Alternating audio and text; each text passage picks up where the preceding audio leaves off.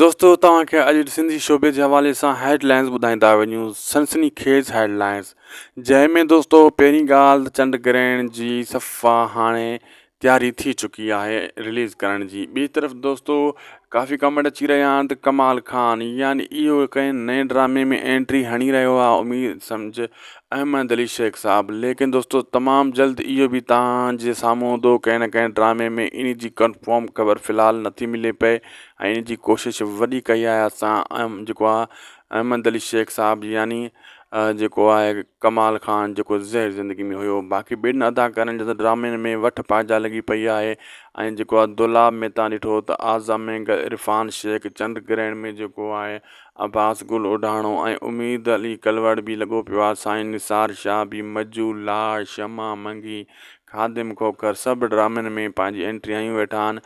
लेकिन फ़िलहालु मूसा सिजावल या वरी जेको आहे अहमद अली शेख इन्हनि किथे बि एंट्री अञा नाहे हई ऐं इन जे बारे में काफ़ी दोस्तनि जा कमेंट अची रहिया आहिनि।